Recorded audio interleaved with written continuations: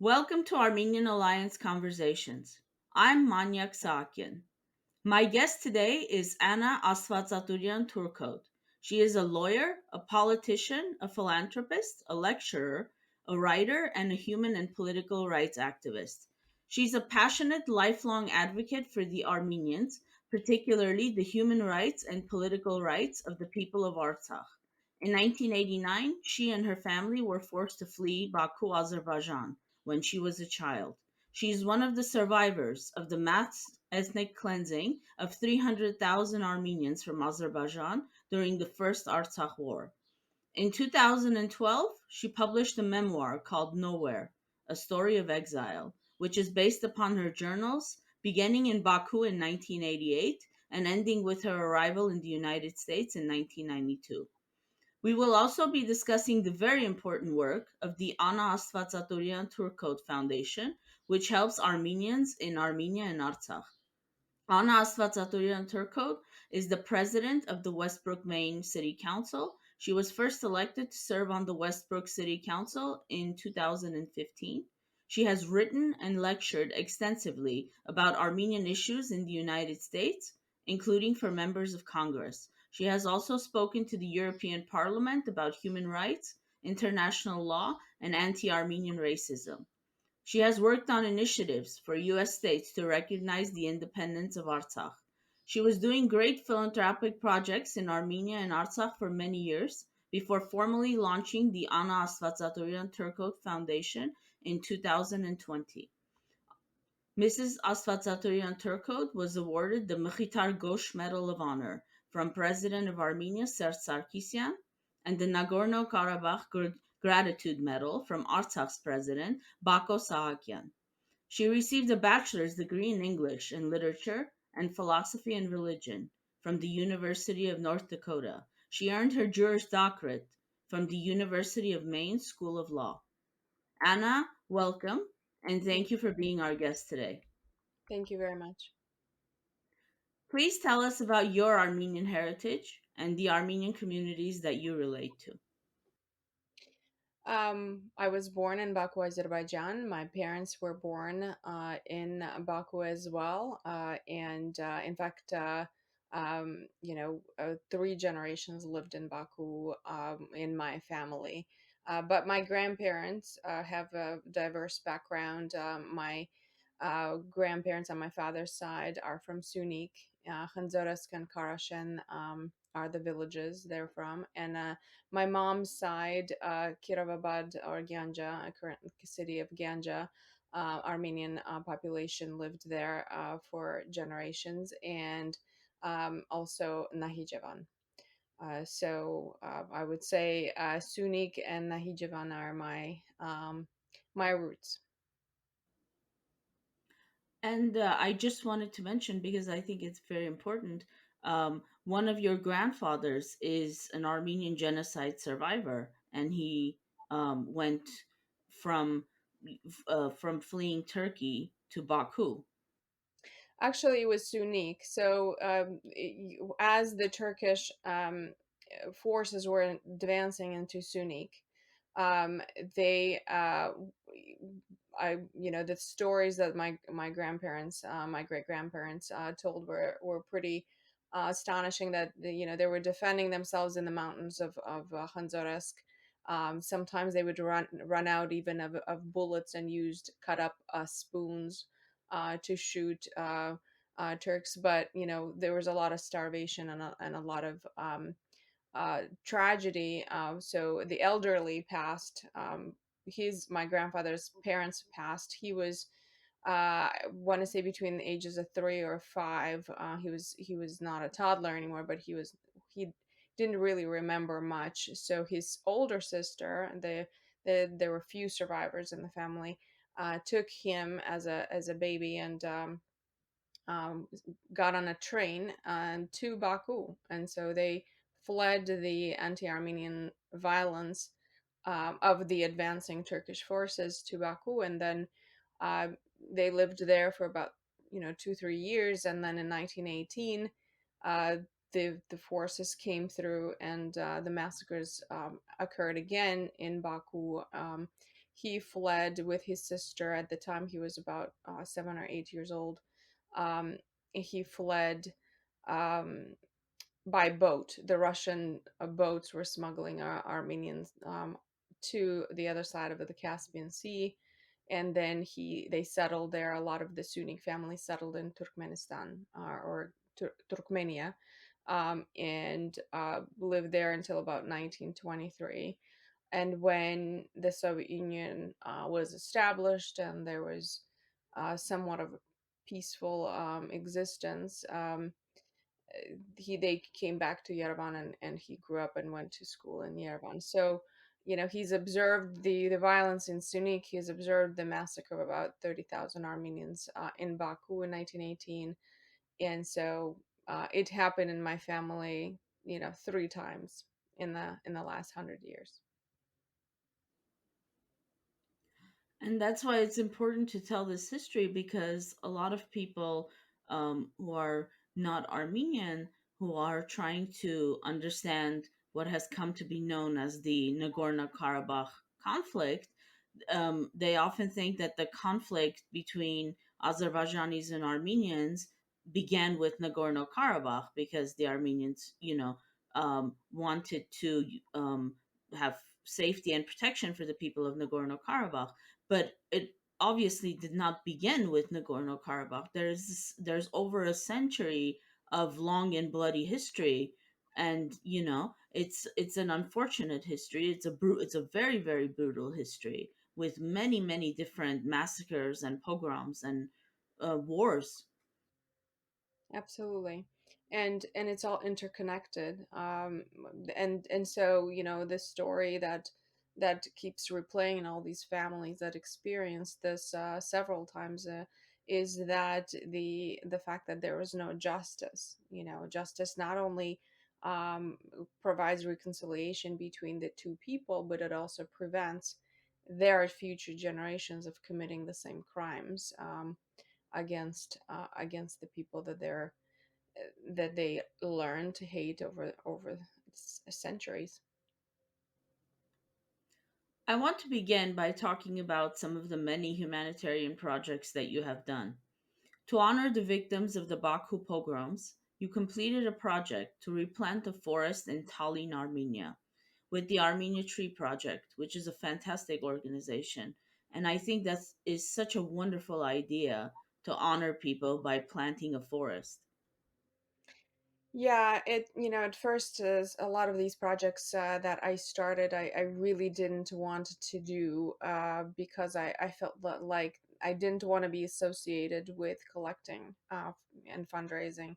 But it just happened that my followership on social media grew, and I just couldn't stand back and not do some of these things that I felt were important. So we started off with working with Paros Foundation, and Honzoresk village, where my grandfather is from, uh, doing their bathrooms, and so smaller projects. But this one, the forest, it was the 30th anniversary of the Baku pogroms, and about 2 years prior to that, I started thinking about what can I do to not just do a memorial site or a hachkar or something that is not is not a living and breathing project. I wanted to look at the past, but also look at the future, and a lot of my initiatives are this way, commemorating the past and helping the existing Armenian communities in Armenia and Artsakh, and also looking to the future. So the forest idea came about in that fashion. I also, that year, or those 2 years that I was preparing, worked with an organization to supply uh, um, items to the troops on the Artsakh border, and also worked with another Armenian organization um, to build a 3D printing lab in a school in Stepanakert. So it was three projects for that one event, and the forest was the largest. And it was interesting because most of the donors for that project were, I would say, a little over half were non-Armenians, because they wanted to learn, they wanted to plant a forest, but at the same time, they learned about the massacres of Armenians in Azerbaijan. So it was connecting the non-Armenians to the story in a way that was it's a human experience. Planting a tree is not just for Armenians. So that way, I connected the non-Armenians, as most of them were Americans, to this initiative and educated them at the same time.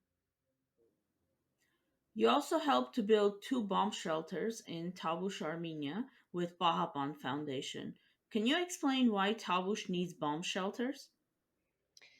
Yeah, absolutely. So, as I was ready to set up the foundation, one of the first projects I wanted to do was work with Artsakh kids, and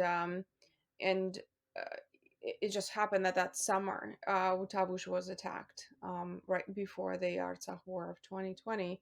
In July, Tavush was attacked, bombed, and it was pretty apparent that many of these villages in Tavush didn't have civilian bomb shelters. They might have opportunities for the military to take cover, but not civilians.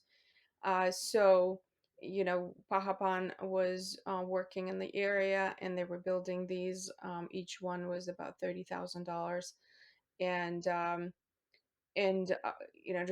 during that attack, I was collecting funds to support the communities, but also to ensure that they have this might be continuing. This might be you're bordering with Azerbaijan. Of course, you're going to have to protect yourself somehow. Um, so we build two shelters. We were ready to do a third initiative. We were deciding if it should be a shelter or agricultural project, because they stopped bombing and then the war started. So those funds that were dedicated for Tavush ended up being the medicine that was much needed in Stepanakert at the hospital. You raised enough money for the villages of Karashen and Khanzoresk in Armenia to receive eye care provided by another wonderful organization, the Armenian Eye Care Project. How you actually raised the money is an incredible story. Yes, thank you. I personally, you know, um, a lot of my friends know that I am very crafty. I knit and I crochet and I embroider, and a lot of it is my grandparents, my grandmothers taught me, and my mom, and so I did embroider a lot of these flowers and framed flowers, and a lot of my friends wanted to buy them, and I said, well, I can't be selling them for myself. It's silly. So I sold a lot of these in little works of art that people have on their desks now, and raised, I think it was about 1,500 or $2,000, and it was amongst friends. It wasn't a big fundraiser, but um, and that's how we did it. And there's so many creative ways you can do that without um, actually having the funds. And people think that, well, I can't afford to donate, I can't afford to do all that, but you can do other things. And that was just a way to demonstrate to my followers that you can help Armenia. And all these people received eye care screenings. There were about 8 surgeries, cataract surgeries, and some people received glasses. So it was a huge initiative for the villages. Some of these kids didn't even know that they needed glasses. We'd screen schools and elderly and anyone that wanted to be screened on, and it was literally eye opening to them that they really needed the help, and otherwise they wouldn't have gone to a doctor um, and find out. And of course, eye care is so important for everyone because, as you know, in the United States they screen students in schools, and many of us found out by those routine screenings that we have eye problems and we need glasses. I do want to mention that the Adopt a Village program of the Armenian Eye Care Project is still active, and truly they are able to do so much with a relatively small amount of money. Absolutely, and they are very flexible. They are wonderful to work with. So there's a village on that list, that you want to adopt, that's great. But if there's another village that they have not included for whatever reason, you can reach out to them and ask them to create that for you, and that's exactly what we did. That's an excellent point. Can you tell us about some of the things that you did to assist the victims of the 2020 Artsakh War? Yes, absolutely. So, aside from we raised a lot of funds and sent directly to Artsakh during the war. So whether it was people that were living there that needed food, we made sure that they were connected to the ones that were providing food or bringing food in trucks, and medicines, like I mentioned, huge trucks of medication to the Stepanakert hospital. Um, Provided through an organization that was working directly with the troops, clothing and raincoats and sleeping bags. So that was during the war. And as the refugees were coming out, we the ones we knew about, we provided cash support with between 100 and $200 each family. um, but then when the war ended, really the big project for me was, um, well, one was definitely the Christmas gifts to Artsakh refugee kids, the ones in Armenia and Sunnik, and in Yerevan.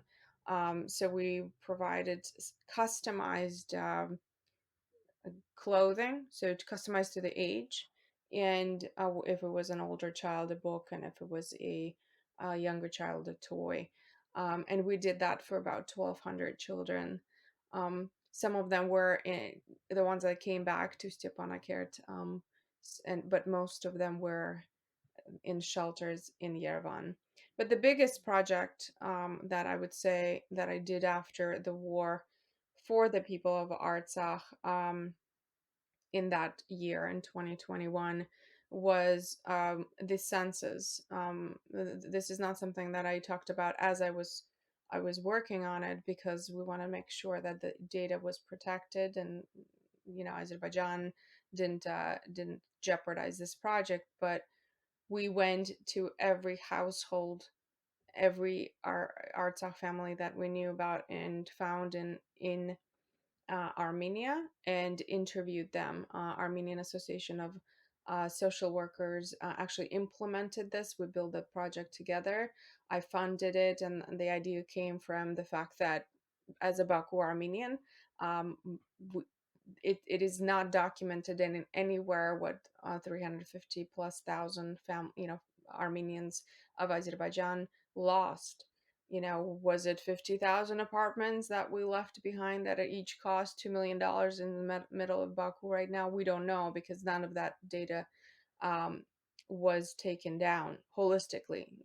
We, each individual family, know what we lost, but there was no project like that. So as the war was ongoing, I was in touch with Artak Beglarian, who was ombudsman of Artsakh at the time, and asked him if that data was being collected as families were fleeing Artsakh in Armenia. And he said no, because they might come back, to Hadrut or Shushi.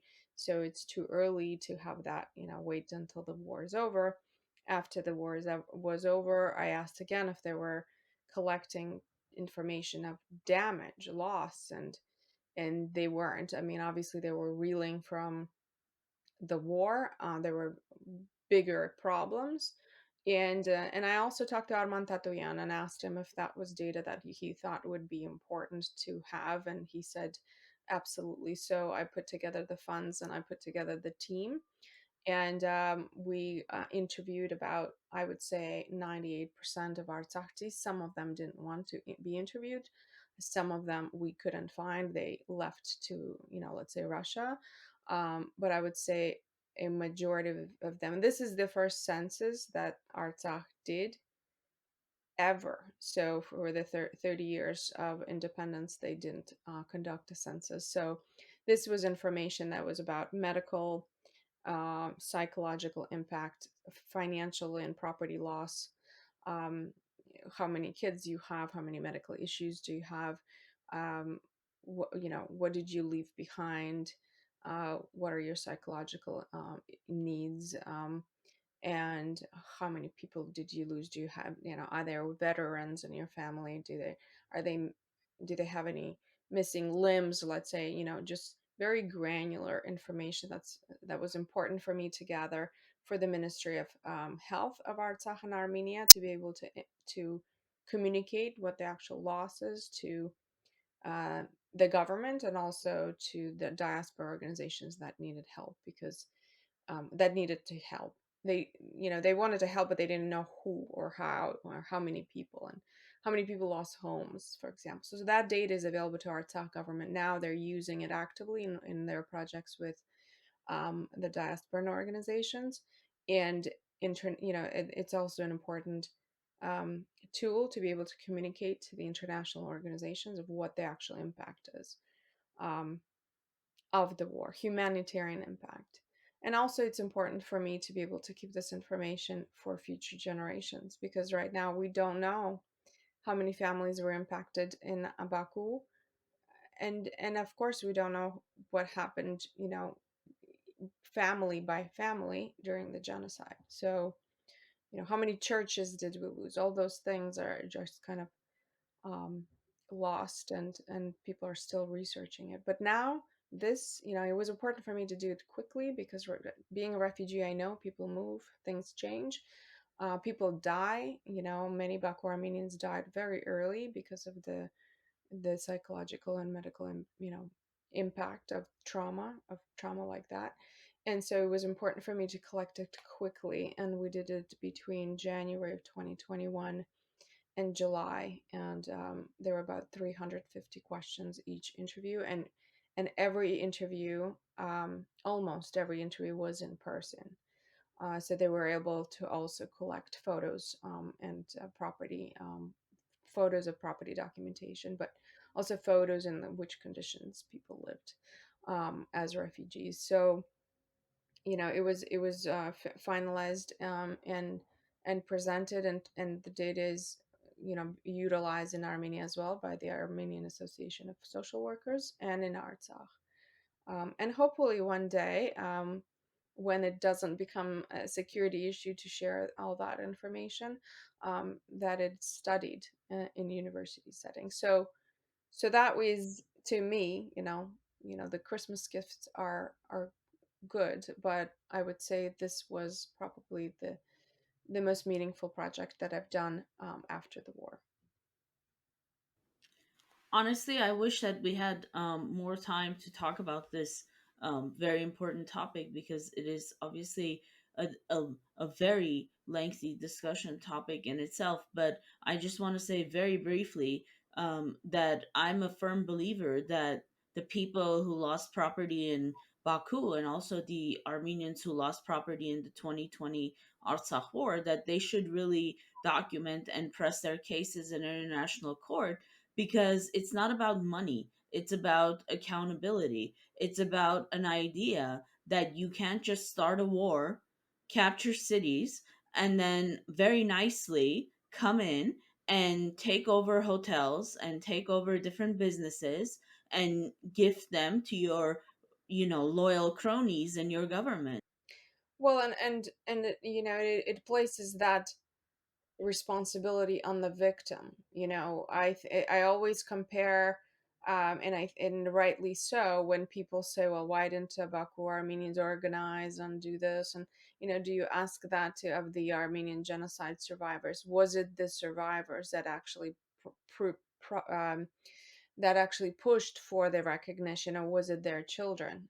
When you survive something so traumatic, the most important thing is your family, feeding your family, and forgetting and not remembering. And that was my parents. And I was old enough to remember things. I was 14, but young enough that I was sheltered from that trauma by my parents. I didn't know half of the things that they've survived. So, um, Absolutely. But even with this data, I have it available. It is not up to Shushian and Hadrut refugees to put together a team and the funds to sue Azerbaijan. It's up to the diaspora organizations to um, uh, it's up to the Armenian government to do that, but there's what appears to be lack of interest in supporting those types of initiatives. So the data is available, and whenever an organization or two are ready, I will make that available to them to proceed. But I can't do it alone, and I want to make sure that the Armenian government is also um, the same page with the victims. Are they? I don't know. So, it takes definitely many different components to make that happen, and we don't have those available right now.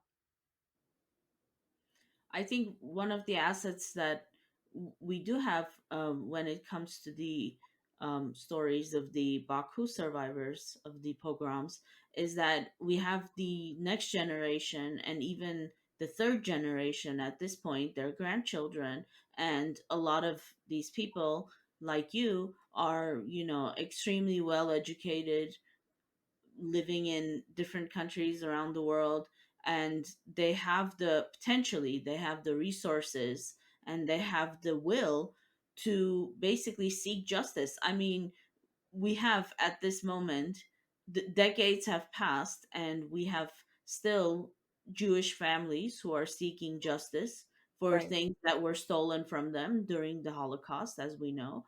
And we have people doing, I believe, some very, very interesting research about properties owned by Armenians during the Armenian genocide. And of course, this was over 100 years ago. And a key to that is that there is documentation. In many ways, that does not exist for Soviet refugees. It does exist for Artsakh refugees, and so if we're not doing something for our Artsakhdis, it's kind of unbelievable that something will be done for the people of Baku. So um, I think that there are organizations that could help, and if they're listening, I would be more than happy to speak with them. It does take a lot of money. I think there was a report that was put together by an attorney for Azerbaijan that said Armenia committed crimes against humanity in Artsakh. And that attorney, the report cost Azerbaijan $2 million. And yet there's so much evidence that crime against humanity was committed in Artsakh by Azerbaijan, war crimes committed, and yet there is no activity on the behalf of the Armenian community in the diaspora or the Armenian government. They are working on the POW cases, that's correct, but from the global perspective of what happened in Artsakh, there's no work being done. And my census was the data that they would need to do that.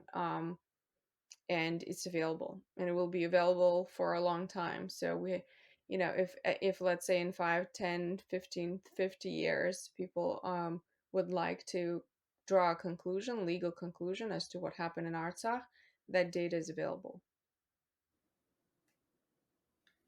The Anna Astvatsaturian Turcotte Foundation currently has an initiative called the Ser Artsakh Baby Gift Box Program.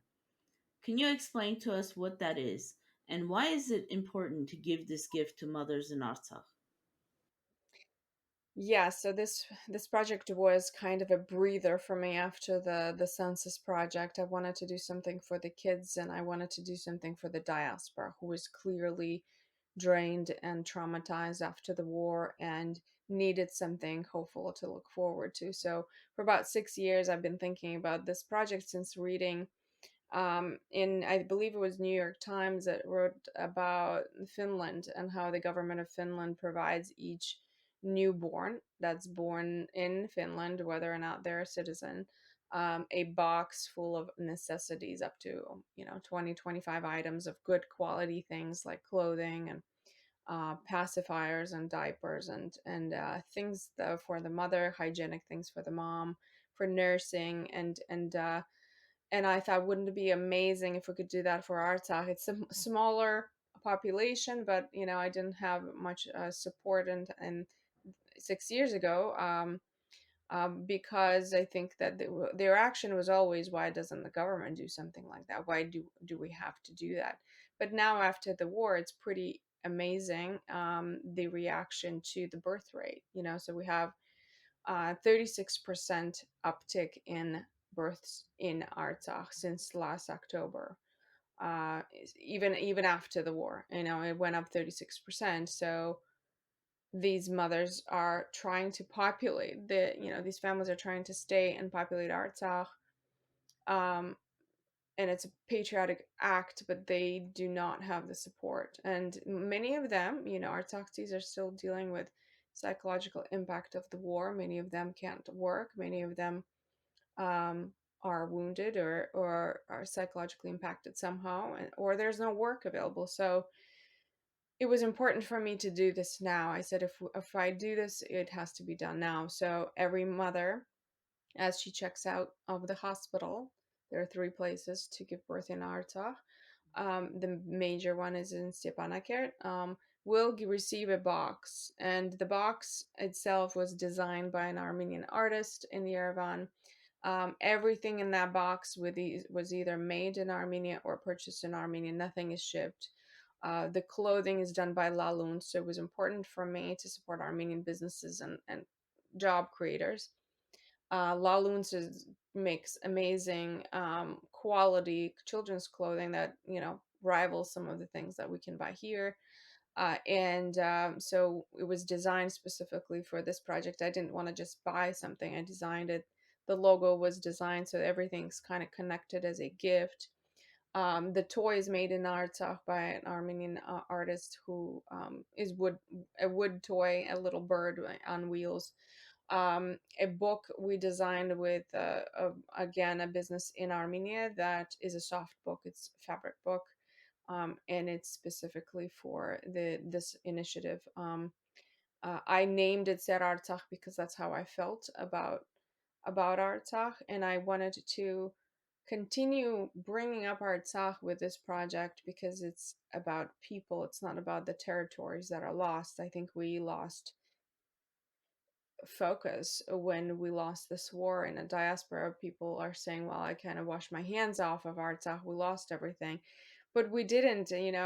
Majority of the families, aside from maybe 4,000 families stayed in Armenia, majority of them came back to Artsakh, and they're living in crowded conditions, and still trying to make a life and life for their children. So I wanted to honor them in Artsakh, educate people about the life still goes on in Artsakh with the people, and also support the Armenian and Artsakh economy by it's about 150 160 boxes a um, a month, and each box costs roughly 110 dollars. So it's between 15 and $17,000 a month that's being put into the Armenian economy. It does not seem like a lot, but for some of these businesses it is, and some of them it's amazing. Like the people that are working on this project, donating their time, donating the work, and I'm like, no, no, no, I want to pay you because it's also, it's not just about Artsakh babies, it's also about supporting Armenia and the economy. So I think it's a very important project, probably the most happy project I've ever done, because every few days I get photos of all the newborns, and it's a beautiful project, and the mothers are moved to tears because they didn't expect it. Many years ago, when I was a teenager, I used to volunteer in a hospital in the United States, and the hospital where I volunteered at, which actually was in Hollywood, California, they used to give a gift bag to new mothers, and they used to give a car seat, which, as you know, a car seat is required in the United States. So they wanted to make sure that they had a car seat on day one, when they were taking the Right. baby home. And so for many years, I thought, wouldn't it be amazing if we could do this a similar thing in Armenia and Artsakh, to show people that their contribution in having children is valued and appreciated. And let's be honest, a box of supplies is not going to raise a baby for the amount of time that they need, but it's a gesture, it's a symbol, it's something bigger than it actually is. And having products in there that are entirely made in Armenia, I think that's a very significant thing as well, because it just shows that you can get high quality products in Armenia. You don't have to rely on baby supplies made by, a lot of the well known American or Russian companies, that Right. are prevalent in Armenia. Yeah, and there were some things that we could just couldn't find in Armenia, like diapers. Actually, I wanted biodegradable diapers so that they don't end up in a trash in Artsakh, but that was not available. But I still bought it from an Armenian business, and they did it wholesale, and they, barely made any money off of it. But that was, it was important for me to make it come from Armenia.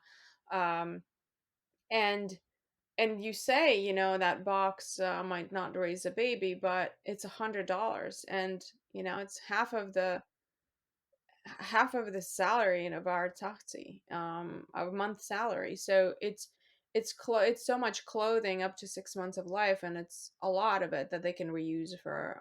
But every time they will have a baby, hopefully that the project lasts long enough that they can accumulate things. But it's, you know wonderful quality clothing, blankets and diapers and shampoo and thermometer, digital thermometer that they might not be able to afford. You have, not to get into the details of motherhood, but like, panty liners and bra liners to ensure that they're nursing, because a lot of people said, well, why didn't you put the formula and the bottles? Well, as soon as she gives them the formula, her milk ends, and then she has to buy more formula. So I wanted to encourage nursing. I worked very closely with a Yerevan State University OBGYN. Um, there was no booklet that was available to give out to new mothers on what to expect when you bring the baby home, just the basics. So we created a booklet with, I went to newyorkcity.gov and got a medical booklet from that, government agency. We translated it, and we had Armenian OBGYN add some things and approve it. And she teaches at Yerevan State University. So now we have a booklet available to all our Artsakhi mothers on what to do, what not to do, and not give the baby cow's milk and things like that, that might not be, for new mothers, might not be something that was clear. So we're also hoping that we can distribute those booklets to the rest of the mothers in Armenia. That would be my foundation's next step, is to work with the Ministry of Health in Armenia to be able to give those booklets out, um, as a form of, you know postnatal education. I wish we had, honestly, the time to speak about all the projects that you've done, but I just wanted to mention that one of the things that I really like about you, I feel like you're one of those people who sits up at night thinking about, how to help Armenia, because a lot of people help Armenia in um, the ways that they are well versed in the context of the industry they work in or interests that they have. And then there are really great humanitarians who just do all kinds of different projects. Yeah, and I'm a mom, and from that perspective, I know all there is to know about babies. But like, I'm not a doctor, so it was important for me to be able to provide that information, but make sure that it was, didn't just come from the nyc.gov, that it was vetted by an Armenian doctor, so that uh, there's important, trust in the project. Similarly with the census, I know very little about social work, so I trusted the Armenian Association of Social Workers to be able to design the way that we communicate to victims in a very human and warm way, because that would be the first time they ever tell their story to anyone. So we wanted to make sure that they were done in person. So as I'm moving a project to project, I'm educating myself, and I'm relying on the people that are, I surround myself with, are that are experts, and I vet them. I don't just blindly trust them. I um, Aside from the transparency of where the funds are going, but is this really truly an expert that can do a good job, or is it someone that has an agenda to push something forward that perhaps might be not beneficial to the victim? So, you know, I do never, I never sleep. I do think of these projects all the time, and that, I can only do one or two a year, but they are very impactful to the people of Artsakh. And I'm hoping that this Ser Artsakh turns into, with more support and more awareness from the diaspora, that, hey, if you want to impact a family, here's a good way to do it. Send $100 to a baby, and we'll put together a gift box for them. But also, I want to move to Ser Sunik, and then Ser Tavush, and then Ser Lori. So as we're growing, I'm also hearing that people are interested in buying the box for their diasporan grandkids, and as they're being born, because it's Armenian made product. So we are putting together a smaller box without the shampoo and the pacifier and the diapers, but a smaller box of all items made in Armenia, and it will be available for purchase, so that those those proceeds will then continue feeding the Ser Artsakh project. And So that's coming up in July. That's actually really incredible to hear that people in the diaspora are interested in buying the box because of the products that are in it. So that's really amazing to hear. I truly hope that you will have enough funding to keep the project going indefinitely, at least for the children of Artsakh, because I speak to a lot of people in the diaspora because I live in the diaspora, and I talk about birth rates in Artsakh, and I say, the birth rates in Artsakh are actually increasing, and everyone, is so happy, and they're just like, I mean, I have literally heard some people cheer and clap their hands, when I give them the numbers. Six But percent but cheering unfortunately doesn't get the job done, so this is a way to make a concrete contribution to something, again, in a relatively small way. $100 is not a large amount of money for someone living in the diaspora. Yeah, and please tell people that you're surrounded with about this project, because we do want to do at least a year, and I hope it's indefinite. But I have funding for about 4 months, and we're on average 150 babies. There are some months that are smaller than others, but there will be months when we'll have 180. So in the first 10 days we gave out, I wouldn't say 60 boxes, and that's incredible. And I hope that people do donate, and if you can only do one, that's one family. That's a lot of stuff that they will bring home. And also the message that we're not forgetting them. The morale is the most important thing for our Artsaktis, that morale not to give up, and continue. And many of them can leave, but they choose not to. And so it's important that we support them and not forget them. And um, any donation, and if there are organizations or that want to come in and become partners, I'm more than happy to work with them. If there are churches that want to do, any little fundraiser really helps. Because, for example, like right now, one of the things that we did not include, or I know it sounds crazy, I don't want to embarrass you or the people that are listening, but to nurse, they need cream, nursing cream for the mother.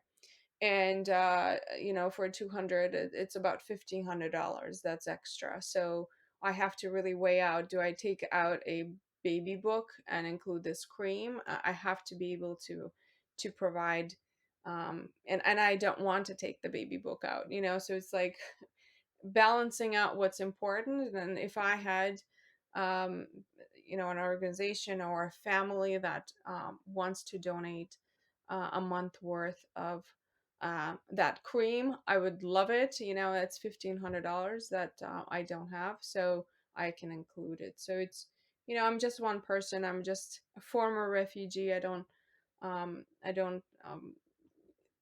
know, how long this project will last, but I will be going until the day I die. So, if not this project, there will be other things that I'm going to do to help Artsakh.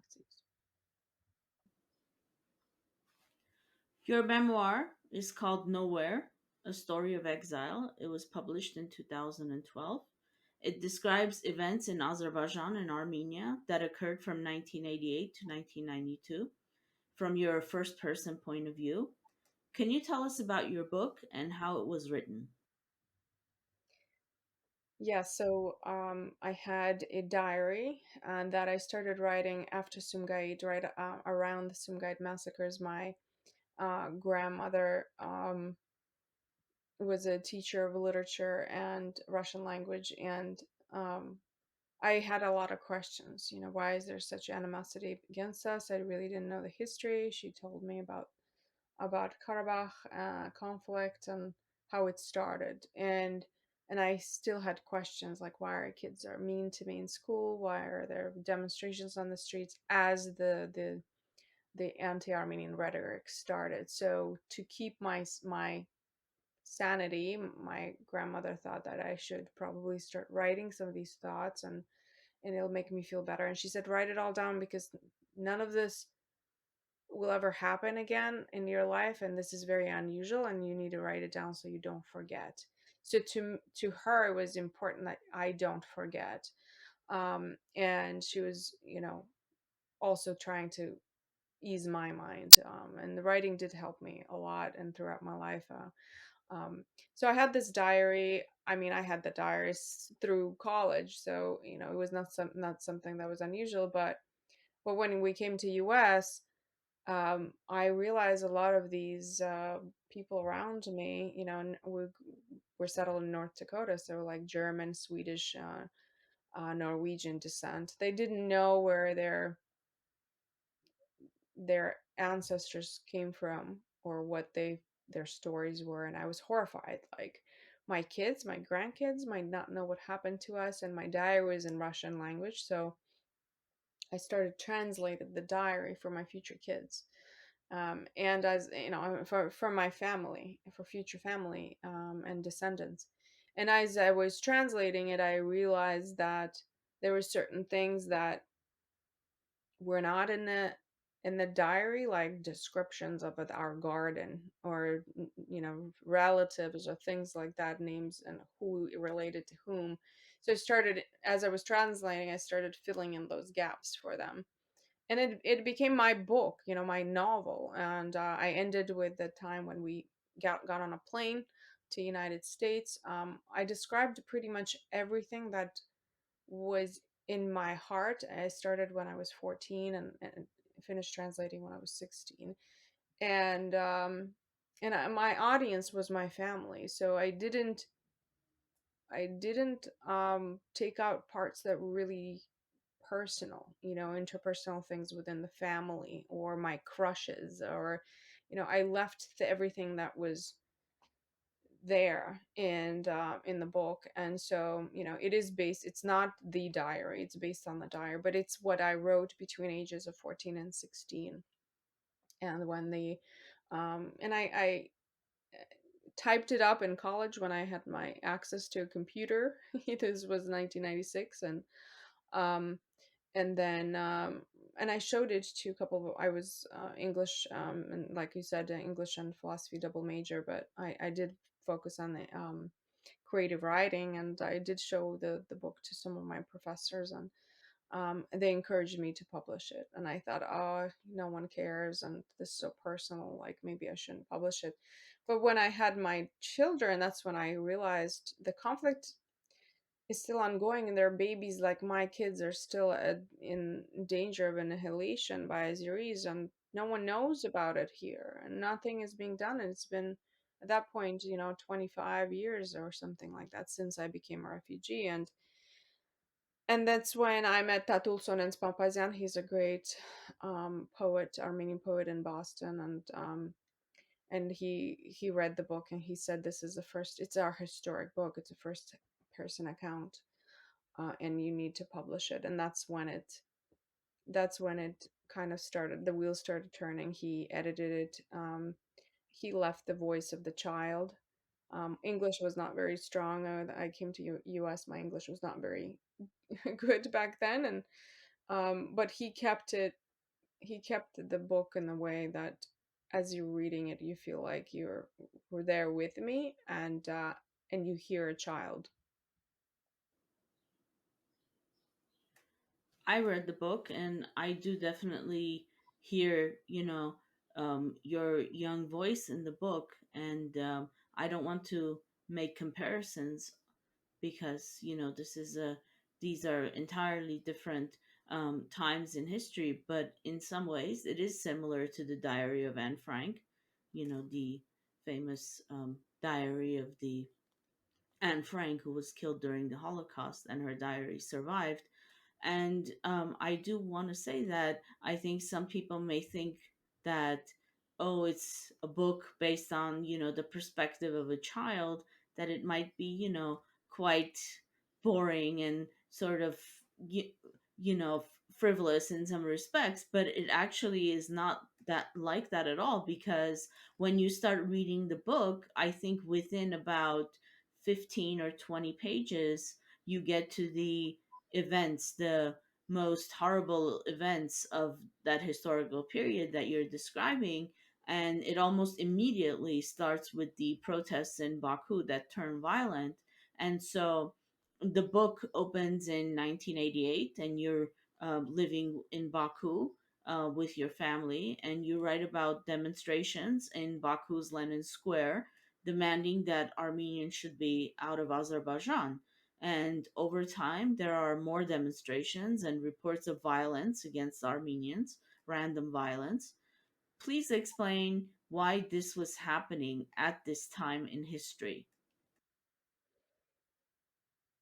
In 1988, the people of Karabakh, supported by the people of Armenia, used the language, the mechanics of the Soviet constitution to assert that Artsakh could be independent from Azerbaijan and rejoin Armenia.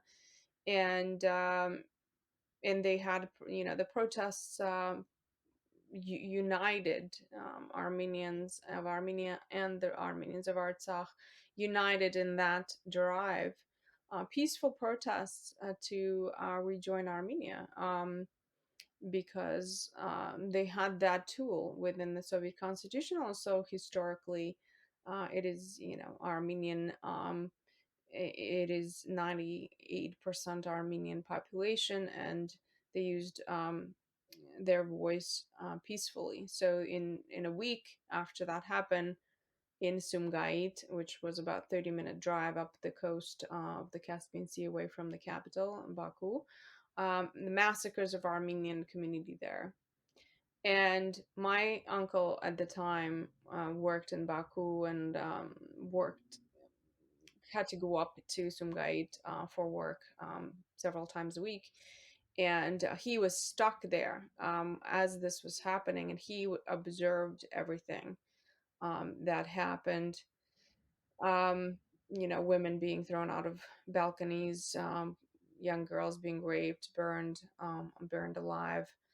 Every piece of property on the street tossed out, burned. Elderly people. It was it was so violent. It was not a big massacre. By all accounts, there were about 30, 40 people killed, and there was no way to know the total number because it was all Soviet Union. It was covered up by Azeris. Um, but he was so horrified by what he saw. And then the Soviet troops came in. Um, they were there, they were watching it happen. He told us there were Soviet soldiers standing, and this was the Soviet Union's way of allowing Azerbaijan to be a tool against the secession of Artsakh to Armenia, because then other republics were brave enough to use that tool within the constitution that allowed for them to secede, to assert their independence. And that's why Gorbachev said that Karabakh Armenians stabbed his perestroika, his plan of improving Soviet Union, in the back, because they opened that gateway. And so massacres of Armenians were used as a tool against Armenia to stop what they're doing against the Soviet Union. But all they were doing is trying to assert their independence and their Armenianness by joining Armenia. There is actually a general consensus among historians that the Sumgait pogrom was one of the events that led to the collapse of the Soviet Union, which was already destabilized at that time. I don't want to spend our time talking about the wider history of this period too much because I want to focus on your story and your book. But very briefly, I just want to say that there's evidence that some government officials in Sumgait expected to be executed by the Soviet government for allowing the pogrom to happen, but that did not happen. Right, because nothing like that ever happened in the Soviet Union. We do not have um, even one.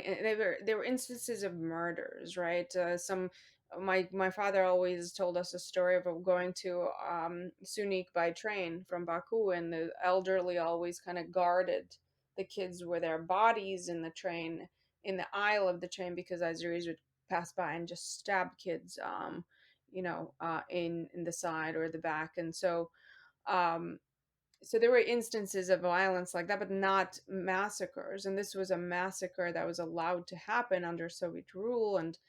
And so I think that in many ways they probably did expect that to be put down, but nothing was done, and these massacres are allowed to happen. And the only reason that the Soviet troops entered, um, they said they were late to Baku too, but the only reason that they were allowed to enter was, you know, and to stop some of these. I remember the massacre. The demonstrators would go by our house, and they would be stopped by the Soviet soldiers to check, not to check do they have weapons or knives, to check if they had boxes, wooden boxes, because they didn't want the Soviet Lenin Square to be burned. They were setting up camps then in their campfires. Weren't more worried about the marble steps of the Lenin Square than they were about people being killed on the way there. So it was more about keeping Soviet Union intact than about the Armenians. You have said that even in peaceful times during the Soviet Union, the Armenians of Azerbaijan generally did not feel equal to Azerbaijanis in Azerbaijan, and that there was racial prejudice against Armenians in Azerbaijan. Of course, I mean it was not open. Obviously, the Soviet Union, you have a friendship of nations and a friendship of people, so all of it was the front. But then the reality was, if you were Armenian and you were trying to do well in school, and then there's an Azeri that's slated to be the first in your class, you're not going to get the good grades. You're going to get the lower grades. The same with getting into universities. If you're Armenian, you can't just get there on your merits. You had to bribe people to get there, to get into universities. any large entity, like government entity or any enterprise, was led by Azerbaijani and really run by an Armenian who worked for him. So that was that's why we always say we build Baku, because every architectural endeavor, every scientific endeavor, even the oil industry was founded by an Armenian family. So um, the Azeris were there to rule it in in fact, but actually who ran the country was the Russians, the Armenians, and the Jews. I think it's very important for people to accurately understand what Armenian Azerbaijani relations were really like in the Soviet Union. The Soviet Union dealt with its many ethnic populations by suppressing cultural and religious practices and conflicts. No one in Azerbaijan would have talked about racial tensions publicly or openly because they would be dealt with swiftly and severely by the government of the Soviet Union for talking about things that they were not supposed to be talked about, that were against the Soviet social order. But the racial tensions were always simmering under the surface in many of the Soviet republics. As we have seen, there are multiple points of what we call the post Soviet conflict countries. Yeah, that's correct. And I would want also to point out that although the Soviet mentality was, that we're all equal and there are no differences, there are language differences, um, and the Armenians are, in Armenia, for example, still spoke the Armenian language in Russian schools. So it was mostly, I wouldn't focus so much on the Soviet Union, because Armenians in Armenia could go to church and could speak Armenian and do the practices of the Armenian culture. It was the Azeris that used their power over the Armenians. They closed our schools in 1970s. Armenian schools were all closed. That's why when I was born, I didn't go to Armenian school. I went to Russian school. That was the lesser of the evil, right? Or do I go to Azeri school? So when Armenians of Armenia, we came and we didn't speak Armenian.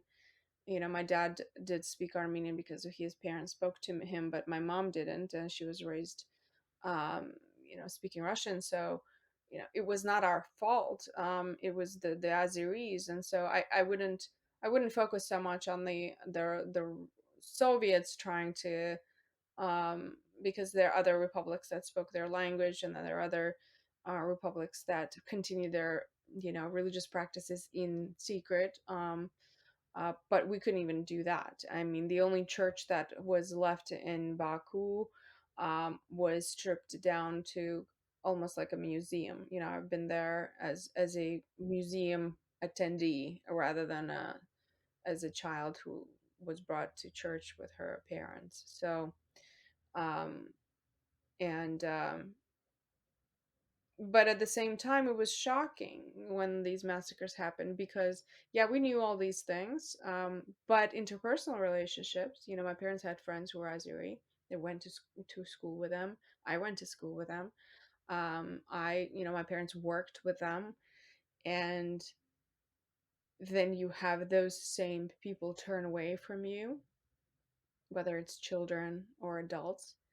And then in many cases, they would send the massacres to those houses. We had a neighbor who told that we were still there, and we were not there.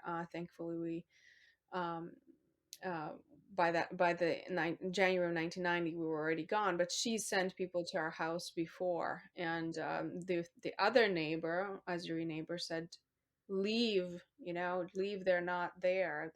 So one neighbor saved us, Azuri, who was afraid of her god, And another neighbor wanted our property, wanted our silverware and dishes and furniture, and sent people to kill us. So she was successful. After in January 1990, my neighbor, my one of my best friends, mom and grandmother were killed, and he hid, and they just went in. My grandmother was Russian, and so she stayed behind, um, trying to sell all the things that we left, but she ended up not being able to because her kids were Armenian and everyone knew that. So if you're trying to sell anything, then you're putting a bullseye on your forehead. So she just left everything and went to Russia. Um, and but she would see those neighbors go in after the massacres, after the the bodies were taken away. They would go in and just rob it blind. So, and that's the shocking part, that you knew these people, you lived with them, you went to school with them. There were a couple of people that told me stories of the universities, having university professors just grab Armenian university um, professors by their hair and just pull them in the hallways. Like, these were educated people, and but the ones who weren't educated, that were afraid of God, um, ended up saving us. So It makes you question the relationships that you thought you had, well, that you thought they were of a certain character, but then yeah, it and then that anger, that hatred, and the reason that it's there is that there was no justice after genocide. Like, genocide didn't exist, so that animosity, although it was subdued, it stayed. Azeris were taught how to commit genocide by the Turks when they came to Baku in 1918. They replicated the Armenian genocide to a T in Baku in 1918, and then all of a sudden it's Soviet Union and everyone lives in peace. And my great grandparents always said, trust but verify, pretty much, with when you living and working with them. Um, and some of it was demonstrated and some of it wasn't. So it was shocking to me as a child. Why are the Azeri friends that I had down the street were calling me names? What did I do? after the Sumgait pogrom, you received news in Baku about the pogrom in Kirovabad, which happened in November 1988. Kirovabad is the second largest city in Azerbaijan. Today it's called Ganja. There were 100,000 Armenians living in Kirovabad. And then you describe in your book that the violence in Baku was increasing. There were riots in the streets, and people were breaking into homes, as you said, and they were literally murdering people. And then there were the Baku pogroms, which began on January 12, 1990, and lasted 7 days. And one of the shocking things about this, that is a historical fact, is that this was not a random riot. Organizers had the names and addresses of Armenians living in Baku, and they could only have gotten this information from government records. Yeah, so Kirovabad was right before the Spitak earthquake. So it was November, and that's when things start getting weird.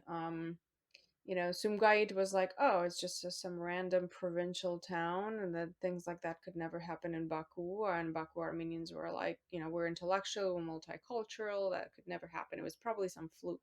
And then, I should also know that this is information we were receiving from people like my uncle and neighbors, hearing from their family members in Sumgait who left, because none of it was on the news. It didn't exist according to the Soviet news. Everything was perfect. And so Sumgait was a fluke, and then Kirovabad, like, okay, that's a bigger city, bigger community. Now the difference between Baku and Kirovabad is that in the 70s, when they closed the churches, they started spreading. There was a area of Baku that was called Armenian, and it was where all Armenians lived, and they were protected, and they protected themselves, and there was very, my, but then they started giving apartments, new apartments to our families and spreading them all over the city, not connected to each other. And so when people say, well, why didn't you gang up and protect yourself like people in Kirovabad, which they did, they fought a good fight. And that's because we were not together. We were surrounded by, imagine being on the seventh floor of an apartment and surrounded by other apartments of people you don't know.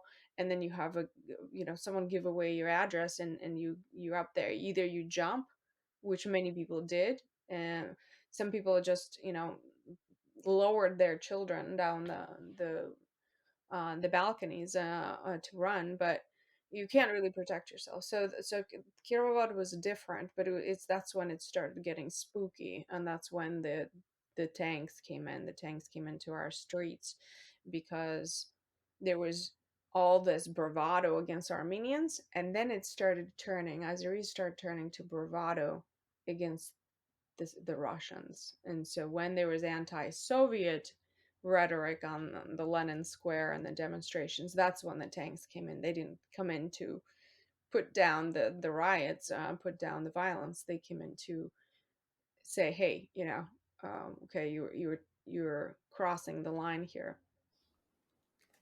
Your family made the decision to leave Azerbaijan permanently because at that point, I think it was clear to the majority of the population that staying was impossible.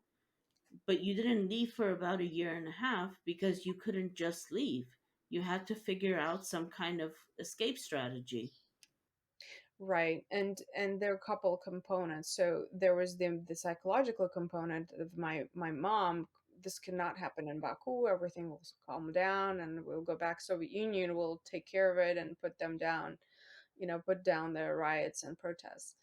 And then there was the actual mechanics of leaving. Okay, we could maybe exchange an apartment with a family in Armenia who wants to live in Baku, Azeri family.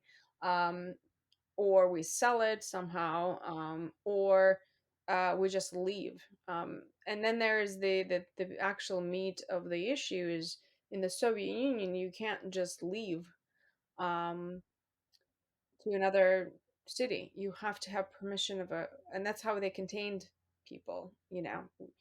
Um, they didn't want people just moving around, and probably didn't want them interbreeding.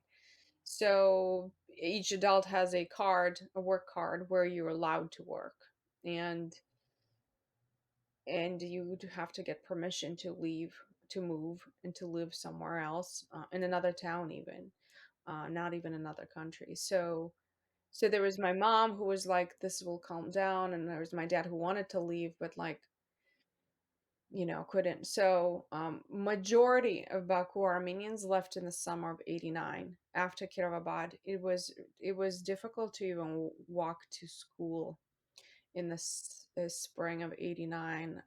That's when my parents or my grandparents would walk me to school, even though it was like 3 blocks away, because you never know who's going to be in. And I was attacked by a neighbor at one point, physically, and attempted sexual assault. I was 11 years old, and that was based on he came back from the riots, and was like eager to kill somebody, kill something. So although I never told my parents, I told my grandmother at the time. She's asked asked me not to tell my dad because it was he would kill that man, and then they would kill us. So I didn't tell my parents until we got to the U.S. Um, but majority of it was impossible to do anything, get bread in the store because you're Armenian. And even when my mom finally decided to leave, September of '89, going and getting the flight tickets to Yerevan was very dangerous, because then you out yourself as an Armenian, even buying a ticket to leave.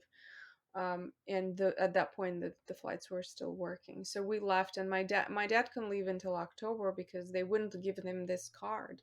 They were traumatizing him by putting him in dangerous situations, making him walk to work. The public transport was not working, so he had to go to work for that month to be able to get that card to leave. And he had to walk through the demonstrations. And he many times pretended he was Azeri. He would have a cap, and they would wear these black or green headscarves.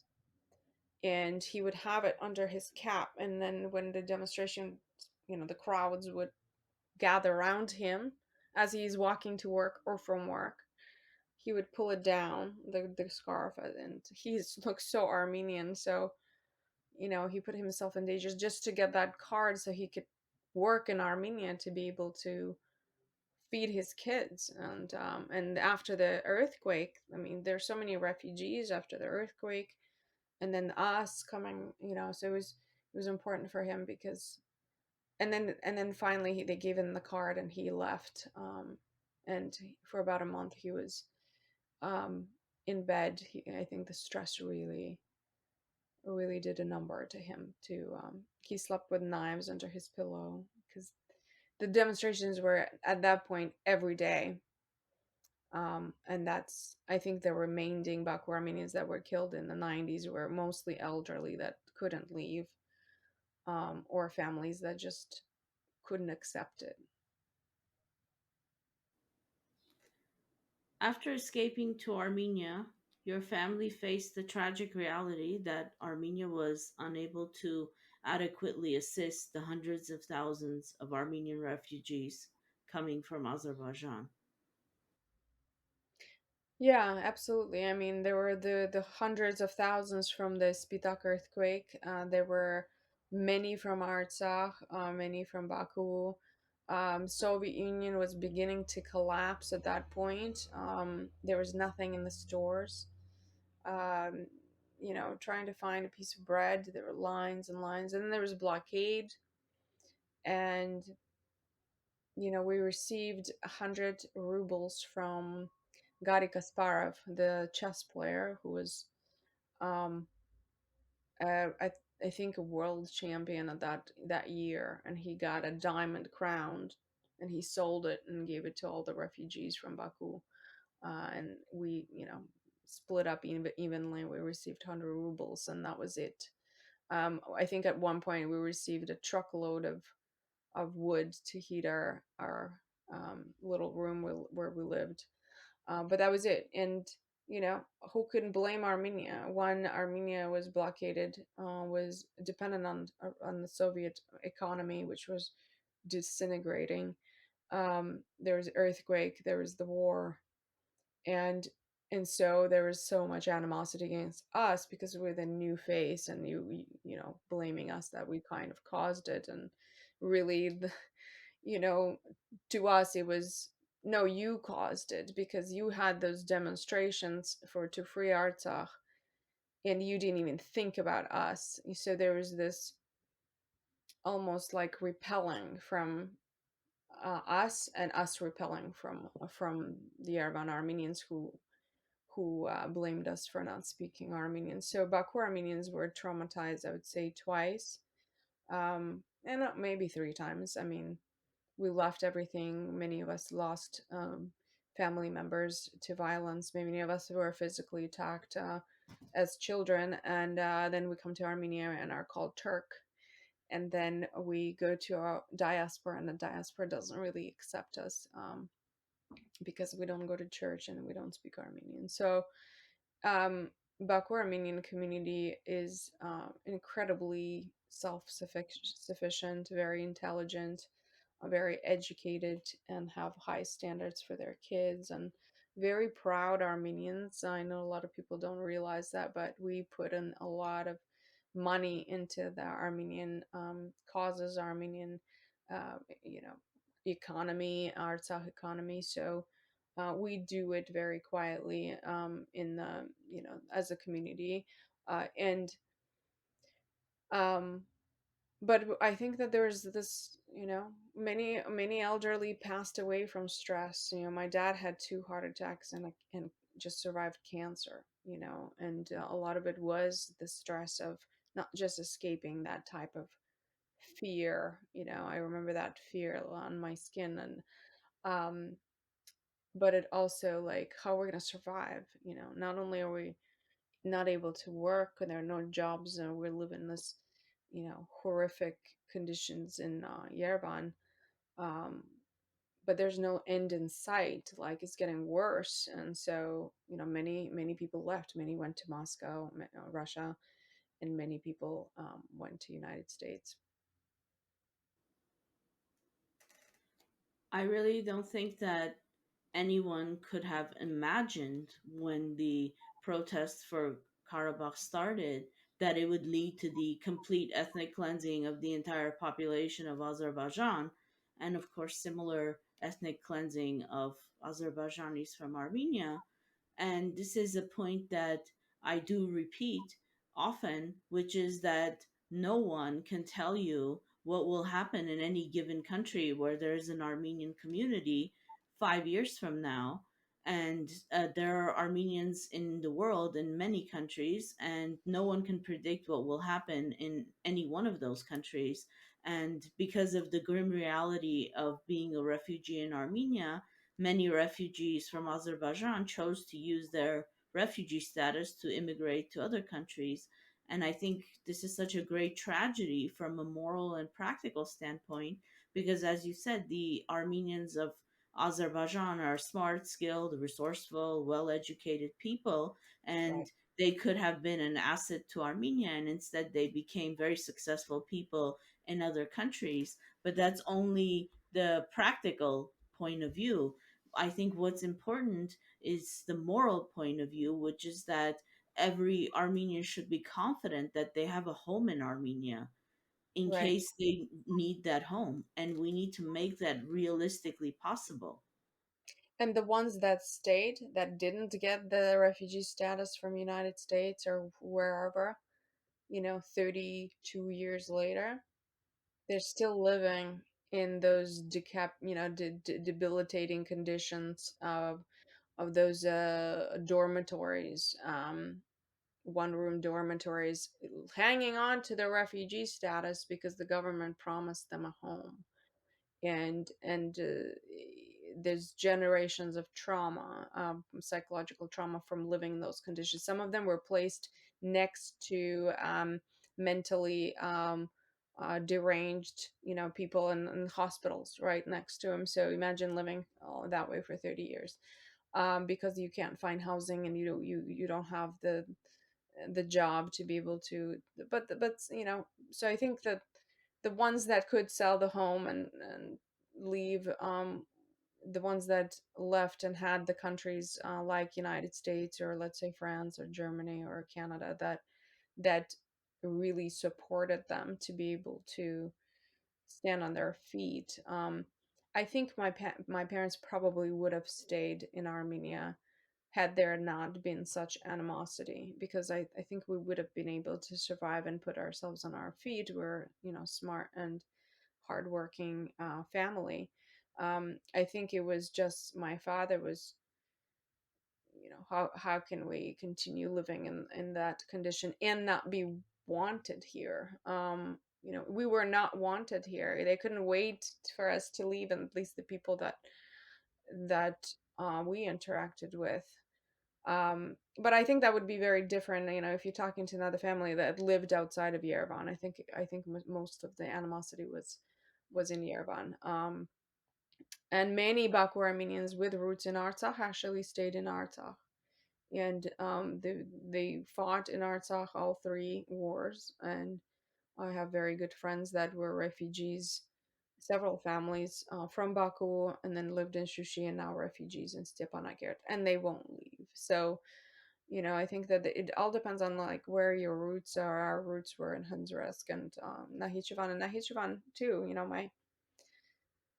My grandparents on my mom's side were forced out of Nahichevan, moved to Baku again to disperse um, the population. So Yeah, it's unfortunate. I would say that it was a brain drain for Azerbaijan, but it was a brain drain for Armenia, and um, it's still happening. You have, Artsakhis who were not treated very well during the war in Artsakh. I mean, in Yerevan. So I called that out, and I was, on social media, and I was attacked for whatever reason, but it's the truth. I personally heard reports that there was some war profiteering going on with the raising of rents in Armenia. And Yeah. of course, there are despicable people. That's why we call them war profiteers. And it's a tragedy, and it happens in every war. Yeah, absolutely. But I think I would say that I'm thankful for the opportunity to live here and be able to help Armenia from afar if I can't be there. But it took good 20 years to come to terms with what we've seen and observed. And I didn't come to Armenia for the first 22 years. And when my book came out, and state of Maine, I worked on the state of Maine recognition of Artsakh. I received the medals, and I felt like, I think this is time to go to Armenia. And I think that was the best decision for me, because no matter how many times I tried to forget what happened to us in Baku and the experience in Yerevan, never really felt at home until I came back to Armenia, and it just all kind of made sense that this is what I should be doing. I want to conclude our interview by briefly talking about how this history is viewed today in Azerbaijan. And there's something in your own personal biography, which is actually a perfect example of this. And that is that you participated in a documentary film about the Artsakh conflict in 2020 with the highly respected Azerbaijani writer Akram Aylisli. And Mr. Aylisli was one of the most revered writers in Azerbaijan. He received the highest awards from the state, and he even served in Azerbaijan's National Assembly until he published a book in 2012 called Stone Dreams, in which he talked about Armenian and Azerbaijani relations, and particularly the Baku pogroms of 1993. After the publication of this book, he became a pariah. He was effectively placed under house arrest. He was harassed constantly, has criminal charges against him, and serious discussions were held about revoking his Azerbaijan citizenship and deporting him. And an Azerbaijani politician even offered a $13,000 reward to anyone who would cut off his ear. And this is an example of what happens when you talk about historical facts in Azerbaijan that took place only 34 years ago. And there are still hundreds of thousands of witnesses who were alive at that time, and no one will talk about it in a way that will contradict the official propaganda and cover up of the Aliyev regime. Yeah, absolutely. And there's, you can't blame these families who are just regular families who have seen it, and people my age have seen the massacres, and they're just trying to survive under a regime that profiteers off of the lies, profiteers on the animosity. Aliyev's father's animosity toward Armenia was demonstrated in Nakhchivan. And then, Aliyev's continued animosity is pretty clear in the last 30 years, since the collapse of the Soviet Union. Um, there are some major issues that you can have, like, aside from being jailed and being on home arrest, like the author you described, but um, being a pariah, losing your job, losing everything around you, your friends, your colleagues, your kids might not be able to get a job if you speak out, and God forbid you get killed for speaking out, for whom, you know And then you have the 30 plus years of brainwashing, that Armenians actually started the massacres. So they themselves were killing, and they just wanted to start the Artsakh movement, or it was the Russians that did it. You know, there's always this like twisting and spinning and of facts, or that, you know, I have even friends from school that I connected when the book came out, just to warn them, right? I changed some of their names, and they love me as a childhood friend, but they hate me as an Armenian. So there's this weird dichotomy, and it's because they grew up in the atmosphere of hate and villainizing, calling us cockroaches, um and so yeah, I was in that documentary. I would say that I'm very particular about projects I'm part of. I don't want my voice to be used in any way but what it is. And this documentary maker, Francois was wonderful, and he was trying to be very neutral. The documentary is called Under the Same Sun, and was fully funded. And it's very important to me to be part of the documentaries that are not funded by Armenians, because I feel like right after the war, they're all this war profiteering, trying to fund off of Armenians and then sell tickets to Armenians, and then show it only to Armenians. So this documentary was done way before the war. It was actually was about to be launched in March of 2020 when COVID started, but came out a little later, and fully funded by this Canadian filmmaker, and he tried to show both sides. I would say I would disagree with him on some of the pieces that he decided not to keep in the film that I felt were important, including a scene with 300 Baku Armenians gathering in a church in San Diego. That was very powerful and moving, and he excluded it. But aside from that, this is a pre-war um, look at how two people living under the same sun, um, and and what type of reality there is on the ground.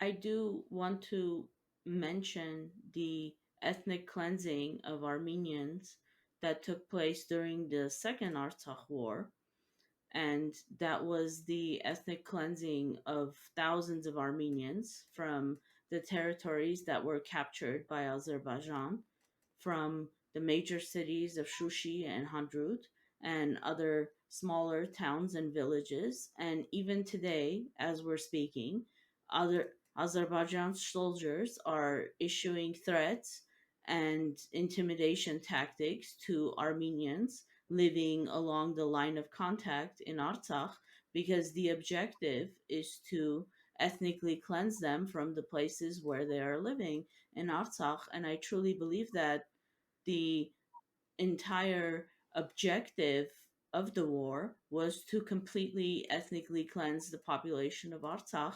And Aliyev and his ally Turkey were unable to do it because the Armenians were able to resist to the degree that they were able to resist.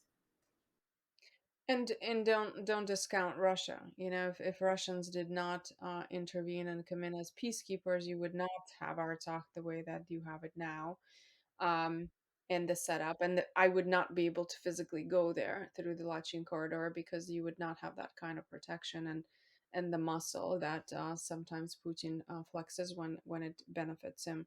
So absolutely, there's ethnic cleansing, but it's continuing now. In Shushi, Aliyev comes to Shushi very often, and they have, from my friends there, they have like fireworks that they hear, all these like ribbon cutting ceremonies, and it's ghost town. There's no one there. No one wants to live there. Maybe just military and contractors that are building roads and things like that. But he wants to demonstrate that he is there and they're there, and that is, that I would say that does play a role, and people are affected by it, but they're defiant.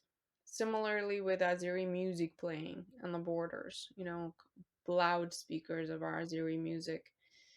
Um, and and that's psychological warfare. They did the same thing to Baku Armenians when Spitak earthquakes happened. Um, and all these Armenians died in the earthquake in 1988. There are families, including mine, that received cards congratulating Armenians on um, killed Armenians. And that's when I said that things start getting weird, is when we started receiving those people who celebrating in the street that the Armenians that died, and balloons, and champagne, and things like that. It's very similar, and they do this to us very often throughout our history.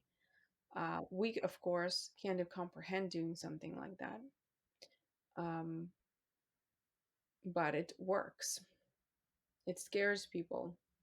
But I would say Artsaksis are defiant and strong, and know that they love their land, and they play the Armenian music back to them. Anna, I would like to thank you and really commend you for making the decision to share your family story by writing your memoir and doing lectures and interviews as much as you're able to do. I would also like to mention that you shared your history with the Aurora Humanitarian Initiative, which is named after Aurora Mardiganian, an Armenian genocide survivor who wrote a memoir about her horrific experiences of the Armenian genocide. Entire books have been written about the Nagorno-Karabakh conflict and the relations between Armenians and Azerbaijanis. I think there should be even more scholarship done on this topic because I think the current books that we have are not enough. My objective today was to focus discussion today on your memoir, which is about the ethnic cleansing of the almost the entire population of Armenians from Azerbaijan during the First Artsakh War in the 1990s. We could have easily spent an entire day discussing your book because there's so much information in it. You're a great humanitarian with your charitable endeavors and a passionate advocate for human rights, particularly the rights of the Armenians of Artsakh. Our viewers can make a donation to the Anna Astvatsaturian Foundation at astvatsaturian.org. Thank you. Thank you very much. And the foundation really breathes on the donors and the supporters, and the initiatives that I put together, hoping to bridge the two, the diaspora and the Armenian Artsakh. So I appreciate your support, and I appreciate the support of your viewers. I will say that it is not easy to speak on this topic, and I don't fault my community members from wanting to forget and move on. So if you can speak on our behalf, it really does help, and I appreciate the time and effort you put in putting this together, and highlighting Baku Armenians and Artsakh Armenians' plight, for just being who we are, Armenian. Anna, thank you for joining us today and sharing your story with us. I would like to thank our audience as well for watching. Thank you very much. My guest today is Anna Astvatsaturian Turcotte. She is the president of the Westbrook, Maine City Council and the founder of the Anna Astvatsaturian Turcotte Foundation. Her memoir is called Nowhere, A Story of Exile. She is joining us today from Westbrook, Maine.